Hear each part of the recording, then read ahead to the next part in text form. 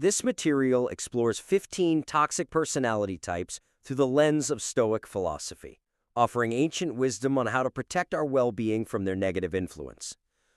Diving right in, the material makes a strong case for protecting inner peace by highlighting destructive traits, utilizing quotes from Marcus Aurelius and Epictetus to outline exactly why the audience should recognize and actively avoid these toxic individuals. That's clearly laid out. I wonder, though, if we've considered the philosophical alignment of that approach. The current framing leans heavily on the external avoidance of toxic people, which slightly misaligns with the core Stoic philosophy of internal control and radical empathy. Yeah, let's break down where that misalignment actually happens in the text. Right, so the main weakness here lies in the overarching angle of the narrative. The text repeatedly emphasizes running away from these 15 individuals. We see phrases explicitly instructing the reader to avoid them in all caps. Avoid them. Yeah, I caught that. Exactly. And noting that these people will hinder your path or cause significant harm. However, true Stoicism, which is actually hinted at by the Marcus Aurelius quotes already included in the text, focuses intensely on controlling one's own internal reactions and recognizing that wrongdoers act in ignorance. Framing this purely around avoidance makes the philosophy feel reactive rather than proactive. Yes, or even fearful. It inadvertently places the reader's peace of mind entirely in the hands of other people's behavior. It completely flips the dichotomy of control that Stoicism advocates. I mean, Stoicism is entirely about separating what we can control from what we cannot. If my peace relies on successfully dodging the arrogant and the cynical, I'm going to be running forever. You will never stop running, and you never actually build the mental muscle required to withstand them. So the suggestion here is to pivot the overarching angle from avoidance to internal fortification. Okay, so a shift in perspective. Precisely. Instead of framing the encounter with these challenging individuals as a danger to flee, the text should present these interactions as an active training ground to practice Stoic virtues like patience, boundaries, and equanimity.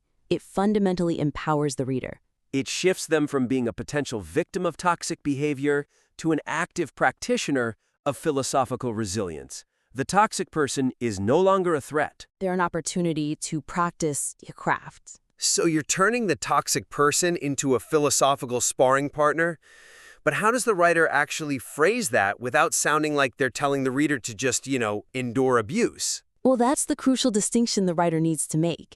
Internal fortification doesn't mean standing in the fire and letting yourself burn. It means putting on a fireproof suit so the flames don't dictate your internal temperature. Right. You can still walk away from a toxic situation, but your motivation for walking away changes. You aren't fleeing in a panic because they have the power to destroy your peace. You are calmly creating distance because it's the logical, virtuous choice. The power remains with the reader, not the instigator. Let's look at concrete examples of how to apply this. Think about how the text handles the very first type, the angry. Right now, the writer describes how this person leaves a trail of destruction in their wake. Right. Instead of merely describing this destruction and implying we should run for the hills, the writer can reframe the angry person's outburst as an external weather pattern. I love that. You don't get furious at a thunderstorm, you just open an umbrella. Exactly. The listener can use that burst of anger as a direct environmental trigger to practice the Stoic pause. That reframing takes the sting out of the encounter. It changes the reader's internal monologue from, "How dare they speak to me this way?" to, "Here is an opportunity to practice emotional distance." Let's look at how this applies to type number 15, the vicious. The writer leverages a Marcus Aurelius quote in that section, right? Yes, to harm others is to harm yourself. To implement our suggestion, the text can use that exact quote to instruct the reader to view the vicious person with pity rather than fear. The writer can advise the reader to utilize the vicious person's malice as a stark, living reminder to strengthen their own moral compass. It asks the reader to look at the vicious and think, there is someone who is fundamentally harming themselves, which cultivates the radical empathy that Aurelius wrote about so frequently. Exactly. By teaching the reader how to process and withstand these personalities, rather than just hide from them, the writer becomes a much more valuable guide. But if we are asking the reader to use these toxic interactions as a training ground, that actually brings up a massive logistical issue with the current draft. There are simply too many training grounds. Let's look closely at the section discussing the sheer volume of these 15 distinct personality types. So, a key theme running through this material seems to be categorizing every specific variation of bad behavior, from the flatterer to the envious, the complainer to the self-pitying. Is there a risk that focusing solely on individual traits might overlook the broader patterns? The sequential list of 15 distinct personality types presents a comprehensive catalog, but consolidating these overlapping traits would significantly elevate the material's momentum and cognitive retention. The pacing certainly starts to feel the weight of that number. As a reader, navigating a 15-point list without any structural breaks is a massive cognitive load. The weakness in the current structure is that presenting 15 entirely separate types causes conceptual overlap and inevitable reader fatigue. Because the list is so incredibly granular, the categories begin to blur together in the reader's mind. Right. For instance, when we read about the selfish, the greedy, the unprincipled, and the manipulative, the distinctions become incredibly thin. They all share the exact same core deficiency, which is prioritizing self-interest over the communal good. By the time the reader hits point number 12 or 13, they are likely struggling to remember how the current toxic trait differs from the one they read about 5 minutes ago. The structure turns the philosophy into a rote memorization task. It becomes an endurance test. Even though the individual descriptions are quite well written, reading a flat list of 15 items guarantees that the audience will forget at least 10 of them the moment they finish reading. The suggestion to resolve this is to group the 15 isolated types into 3 or 4 broader Stoic archetypes, or thematic clusters. This creates a logical hierarchy in the text. Instead of asking the reader to memorize 15 separate villains, you are offering them a beautifully organized framework of human behavioral flaws. It gives the piece chapters, essentially, allowing the reader to breathe and process the information in manageable chunks. A framework is sticky and memorable. An unsectioned list of 15 items is not. Let's explore concrete examples of how the writer might build this new architecture. They could create an overarching category, let's call it the energy drains. Under this single robust section, they can seamlessly combine the traits of type number 2, the complainer, type number 6, the self-pitying, and type number 11, the cynic. Because those 3 operate in very similar ways, they siphon optimism from a room and project a constant victim mentality. By clustering them, the writer can explore the subtle nuances between a complainer and a cynic within a single, cohesive narrative arc. Rather than treating them as entirely unrelated threats. Structuring it that way also prevents the writer from having to repeat the same Stoic counterarguments. With the granular list, the advice for dealing with the self-pitying is nearly identical to the advice for dealing with the complainer. By consolidating them, the writer can deliver one incredibly powerful, unified philosophical countermeasure for the entire energy drains archetype. This tightens the prose significantly and keeps the momentum moving forward. And we could easily map out another cluster named the ego-driven. Here, the writer can seamlessly merge the arrogant, the selfish, and the greedy.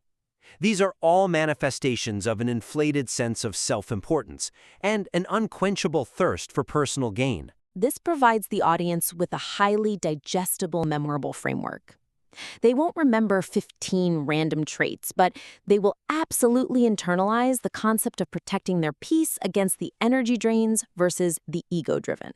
It allows the writing to be much more impactful because every paragraph is pushing the core argument forward rather than reiterating a slight variation of a previous point. The reader is learning about fundamental flaws in human nature rather than just memorizing a list of annoying habits. Which brings us to how that advice is actually delivered in the text and the rhetorical choices the writer is making. As I understand it from the notes, the argument here is that these people are incredibly destructive to our well-being.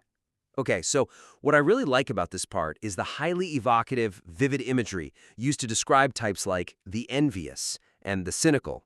The writer pulls no punches in illustrating the darkness of these traits. Building on that point, what if we looked at it from the perspective of modern, everyday application? The highly dramatic and evocative language effectively paints a picture of destructive behaviors, but introducing contrasting, relatable modern scenarios would firmly anchor this ancient philosophy in immediate practicality. We often see texts about ancient philosophy lean heavily into elevated, classical language. Let's delve into why that instinct might be working against the writer's overarching goals here. The weakness in this particular execution is the constant, unyielding reliance on extreme, elevated descriptors. The text uses phrases like ravenous beast, venomous rumors, toxic cocktail of resentment, and malevolent soul. It creates a very poetic and melodramatic tone. While that's true, over time it actually distances the reader from the material.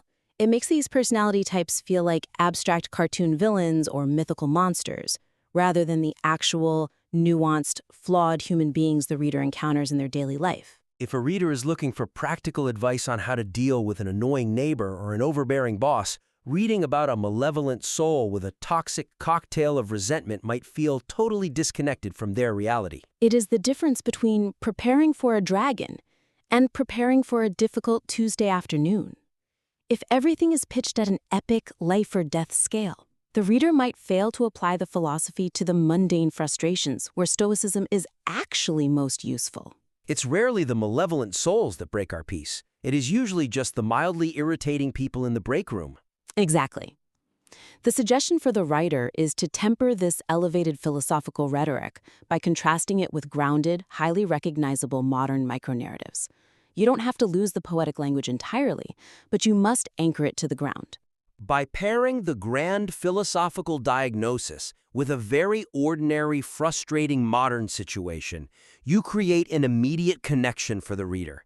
They instantly bridge the gap between ancient Rome and their current life. Let's provide concrete examples.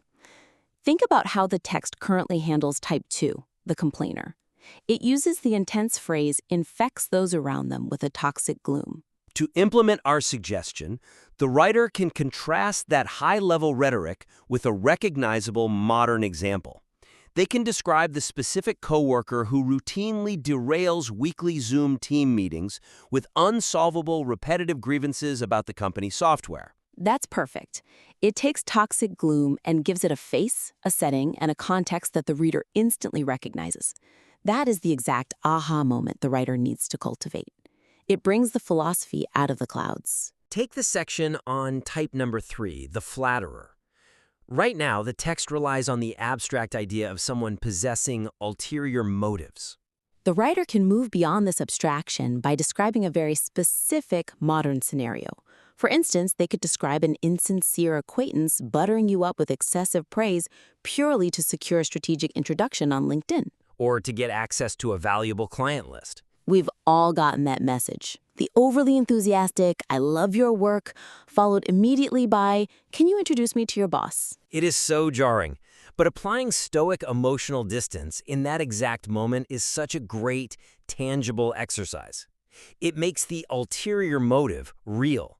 It transforms the flatterer from a Shakespearean schemer into the guy from the networking event. And that is where the Stoic advice becomes truly actionable. When you read about the LinkedIn flatterer, you can immediately picture how you will practice emotional regulation the next time you receive that kind of message. The elevated language captures the imagination, but the modern micro-narrative changes the reader's actual behavior. It makes the wisdom sticky. It forces the philosophy to live in the real world. It's about bringing the wisdom down from the marble columns of antiquity and placing it right on the reader's desk, right next to their keyboard, where they actually need it. To recap our 3 main actionable takeaways for the writer today. First, shifting the angle from external avoidance to internal Stoic fortification. Second, consolidating the 15 granular types into broader, more digestible archetypes to improve flow. And third, grounding the dramatic, ancient rhetoric with relatable, everyday, modern scenarios. We warmly invite you to implement these suggestions, revise your work, and submit it back in for a future critique.